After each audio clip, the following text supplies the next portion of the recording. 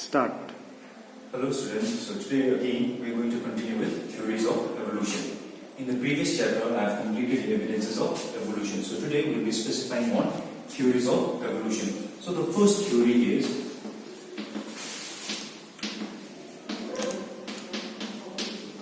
Lamarckism, proposed by Lamarck.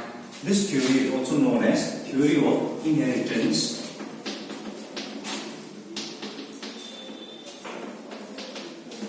of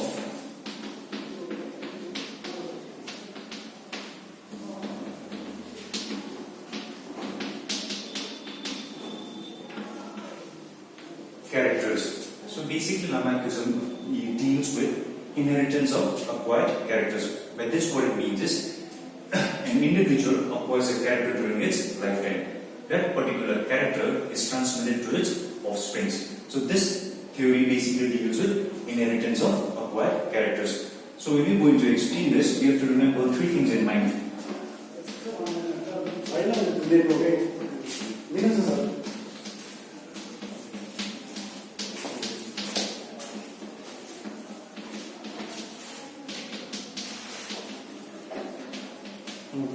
The first thing you have to remember is growth. An individual always grows in size, or parts of its organs or structures also increases in size. The other thing you have to keep in mind is use or disuse.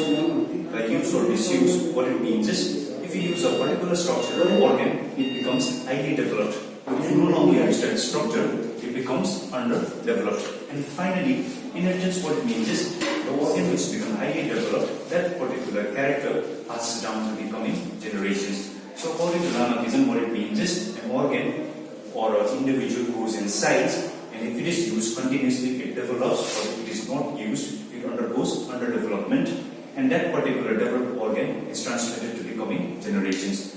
So in order to understand Lamarckism better, I'll give you an example of the inheritance of long necks in giraffe. So what happens is, earlier the giraffes had short necks.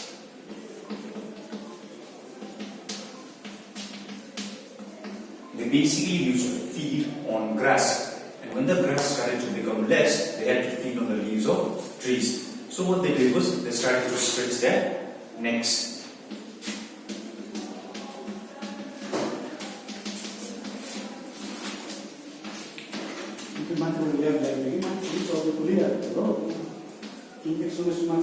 So this stretching of necks is like using that particular organ. So as a result, what happens is the neck increases in length, and that particular character is transmitted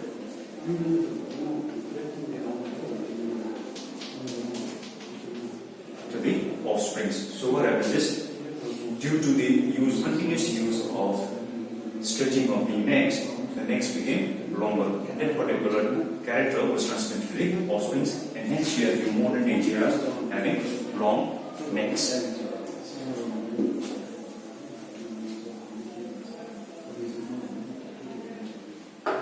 Next is criticism of Lamarckism. A scientist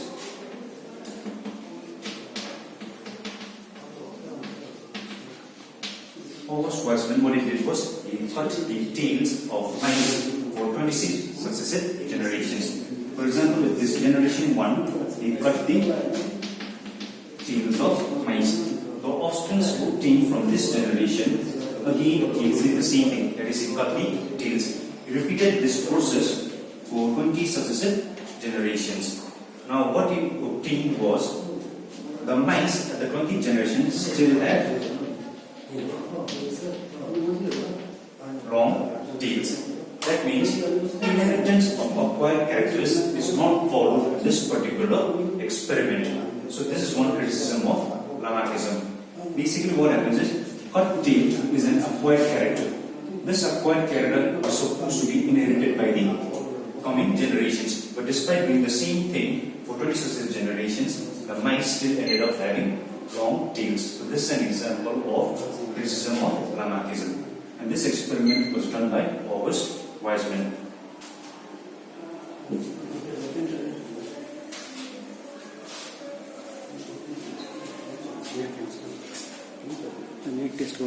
But despite the criticism of Lamarckism, there are still certain biologies which tend to follow or support Lamarckism. One such example is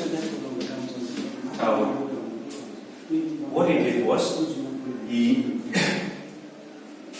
made certain beetles undergo reproduction in abnormal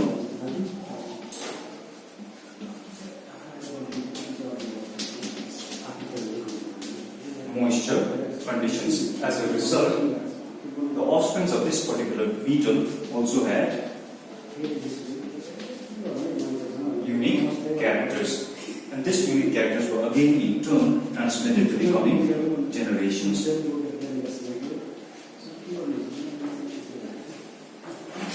So, offspring with unique characters which were obtained by beetles when they were made to reproduce in abnormal moisture conditions shows that Lamarckism still takes place, and this particular scientist is known as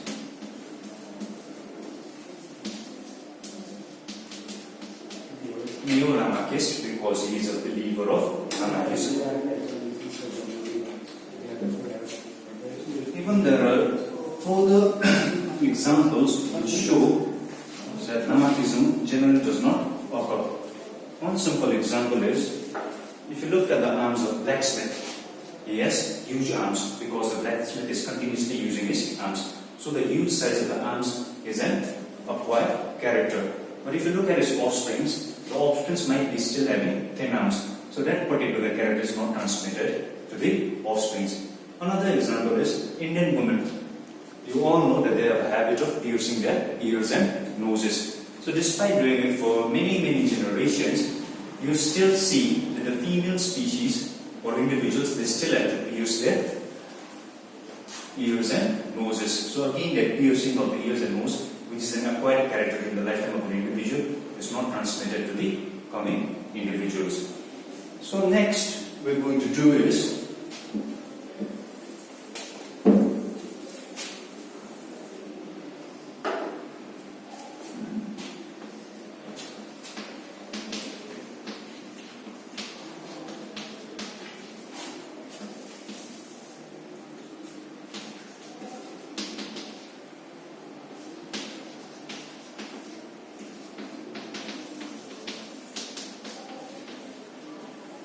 Darwinism or natural selection. Darwinism was proposed by Charles Darwin, and his theory is also known as theory of natural selection. Darwin, what he did was, his theory is based on certain facts which are observable in nature. These facts have been put in a table also known as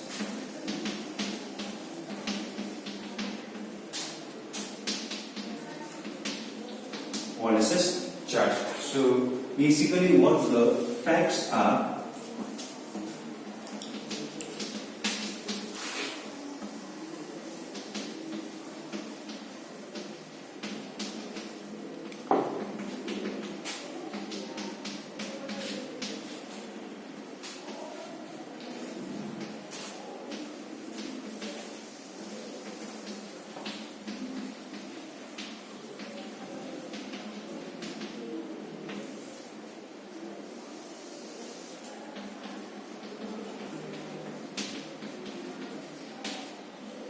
so the first fact is enormous fertility of individuals. By enormous fertility, what it means is each individual has the capacity to reproduce and produce offsprings. So if all the offsprings survive, that is the parents and the offsprings and again the offsprings, that means if their number remains roughly constant, then there will be a huge population explosion. So due to these two facts, there will be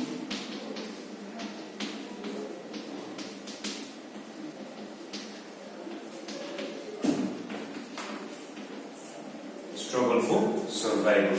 That means these individuals might be competing for the same source of food, shelter or mates. Just to understand these 2 points, I'll give you a simple example.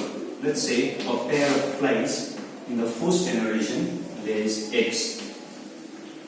If all these eggs survive, that is generation 2, and again they in turn reproduce, that is generation 3, more eggs will be produced. Now, if all the generations, that is G1, G2 and G3, survive during one summer, then what happens is, in one summer, the population of the flies starting from the first generation might be equal to the population of China. But what happens is, not all individuals survive during the same summer. Certain generations, they start to die out. So, enormous fertility means each individual having a capacity or ability to produce offsprings. And if the number remains roughly constant, you will have struggle for survival or existence.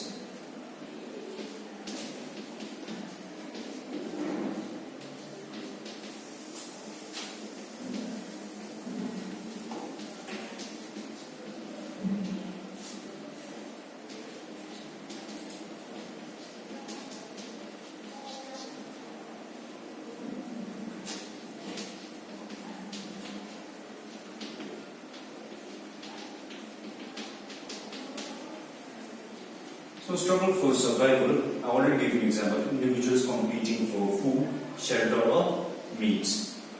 Now, not all individuals will be suited or adapted to survive in the changing environment.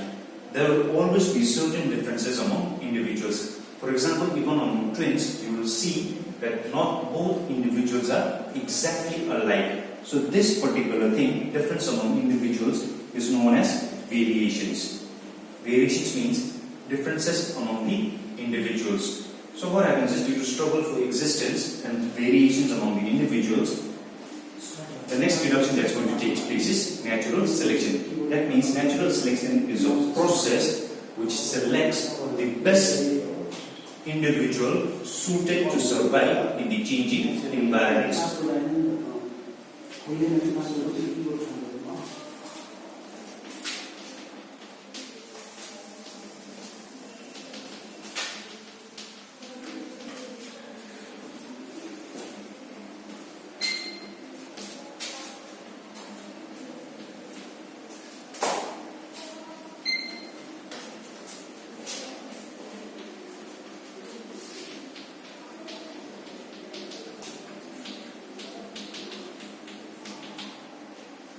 So due to natural selection, a particular type of individual will be selected to survive the changing environmental conditions. But what happens is, the changing environmental conditions is a continuous process. Here shown by continued changes and natural selection. So due to this, what happens is, the individual will undergo structural modifications.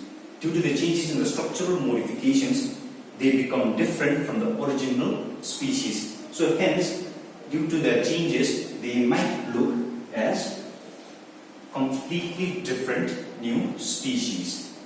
So once again, Darwinism basically depends on certain observable facts in nature. These facts are enormous fertility, if the individuals remain roughly constant, that is, no one is dying, struggle for survival, variations, that means differences among the individuals, natural selection means process which selects this best suited individual to survive the changing environmental conditions, and again the continuous changes in the environment and natural selection will obviously ultimately end up leading to origin of new species.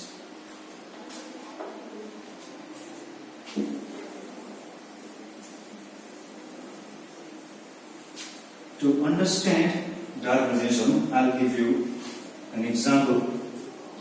Again, the same example, that is origin of the long-necked giraffes. So, according to Darwinism, what happens was, previously there were two types of individuals, one with short neck and the other with long neck. Both were present. They both fed on grasses. When the grasses started to become scarce, the long-necked individuals had an advantage because they could easily feed on the trees of leaves. So what happens is, due to natural selection, that means when the food on the ground started to become scarce, the long-necked giraffes, they were naturally selected. So as a result, this long-necked giraffes, they started to reproduce, and hence the modern day giraffes ended up having long necks. Whereas the short necks, since they could not feed, they ultimately ended up being dead. So natural selection in this particular thing selected the population that is best suited to the changing environmental conditions, giraffe with long necks. Criticism of Darwinism are very simple. Like Darwin, he never gave about the origin of variations. He only talked about variations, but he never said how do variations occur among individuals. Another criticism is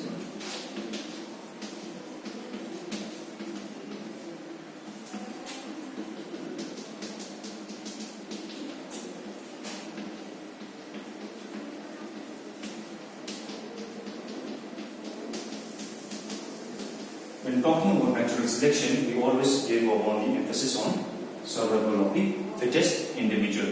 But again, Darwin lays emphasis only on survival of the fittest. He never says how did the fittest arrive. That means an individual does not ultimately become a fit individual. He never talked about this particular process. He only talked about this particular thing. That means fit individual. He never said how a fit individual arose. But despite that, again, there are many scientists who still believe in Darwinism, and such scientists are known as Neo-Darwinism. A more clear example of natural selection will be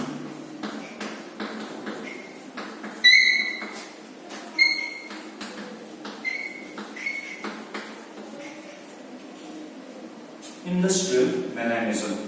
By industrial melanism, basically if you study the words carefully, industrial tends to represent industries and melanism tends to represent colors. So in this particular thing, industrial melanism, what happens is the dark color, that means melanism, was selected due to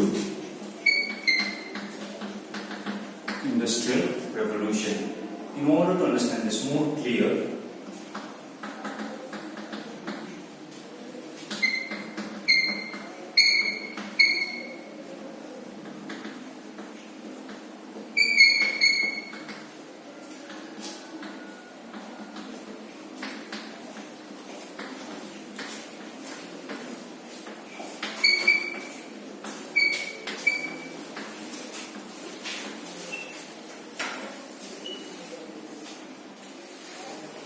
there were two types of moths, Western Betulidae and Western Carbonidae.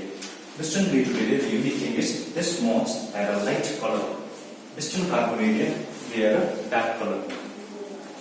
So, before the Industrial Revolution took place, during a time when the pollution was very less, what happened was the light colored moths, they could easily camouflage against the barks of the trees. Hence, they could avoid predation. That means they were more suited to being eaten by the birds or whereas the dark colored moths, they could be easily identified against the background of the trees and they were eaten. Now, due to industrial revolution, what happens is, due to increase in pollution,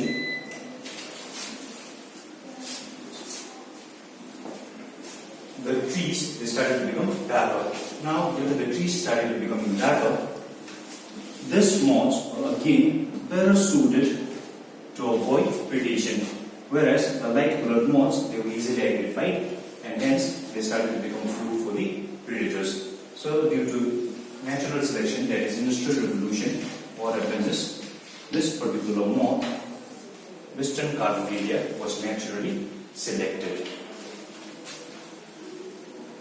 Another example is resistance of mosquitoes to DDT.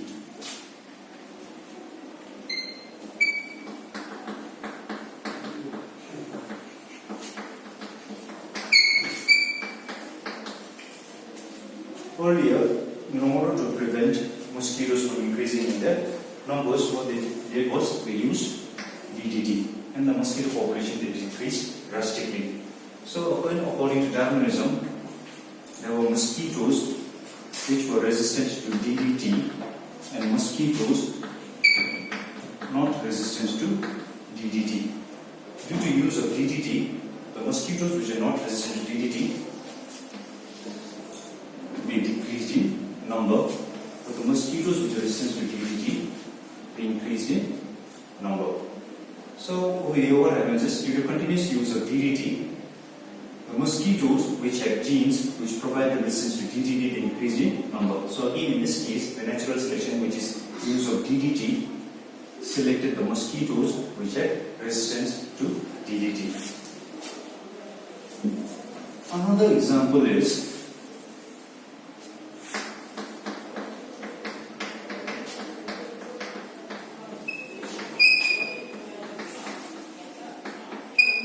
sickle cell anemia.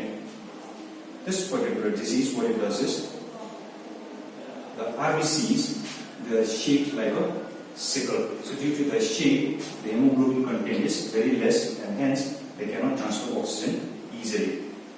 But it also has an advantage. We have all heard about malaria, which is caused by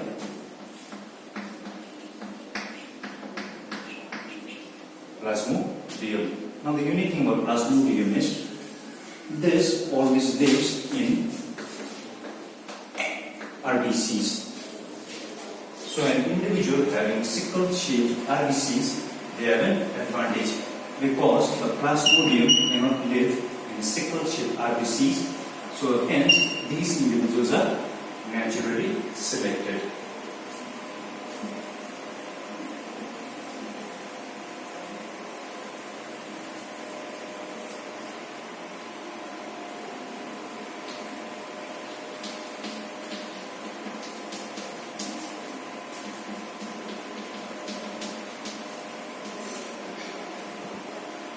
The third theory for evolution is mutation theory proposed by Hugo de Vries.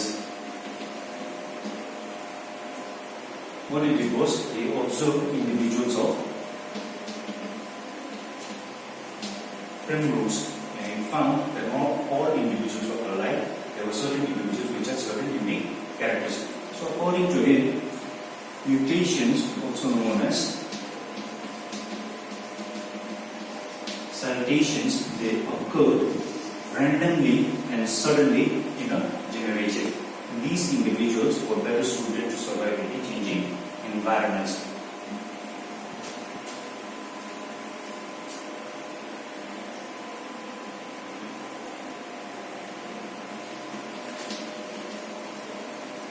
And the last theory regarding evolution is modern theory, which I will continue after completing genetics.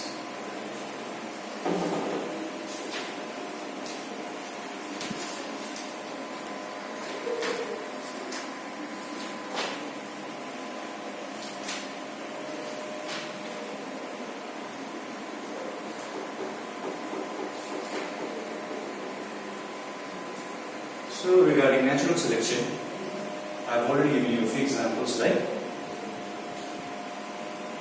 industrial melanism, resistance to DDTs and sickle cell anemia. There are different types of selection. The most common one being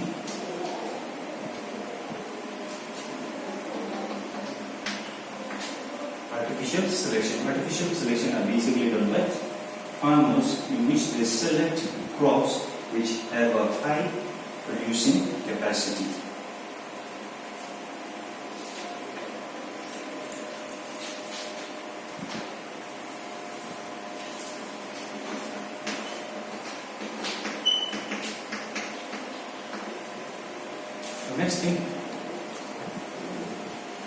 The next thing we're going to discuss is adaptations. Adaptations is a characteristic which enables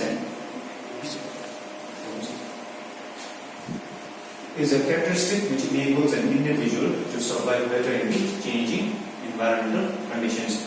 So in order to understand adaptations better, I'll give you a simple experiment performed by Esther and Joshua Lederberg, also known as Lederberg's replicability experiment.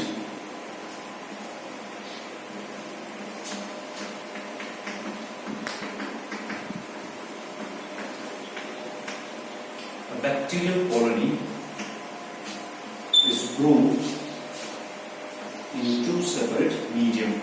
One medium contains the antibiotic penicillin, and in this particular medium contains no penicillin. And what happens is this bacterial colony, when they were transferred to a medium containing no penicillin,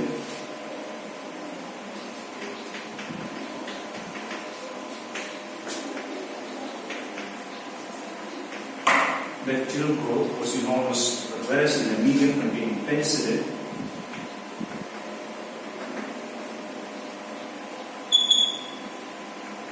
bacterial growth was less. So in order to understand this, you have to remember a few things. This bacterial colony had bacteria which contained bacteria resistant to penicillin and bacteria not resistant to penicillin. In this particular medium, since the medium does not contain any penicillin, both the bacteria were able to survive, hence a huge increase in the population. But in this particular medium, since the medium contained penicillin, bacteria which were not resistant to penicillin, they could never grow. But only the bacteria which were resistant to penicillin increased, so hence the bacterial growth is very less. So this again can be explained according to Lamarckism and Darwinism. According to Lamarckism, what happens is penicillin the bacteria undergo certain changes. That means they were becoming adapted, that is acquiring a character which made them resistant to penicillin, and hence this bacteria reproduced. According to Darwinism, the same thing. Bacteria which were different populations, one resistant to penicillin and the other not resistant to penicillin. Penicillin acted as a natural selecting agent in which they selected bacteria which were resistant to penicillin. So basically adaptation enables an individual to survive better in the changing environmental conditions.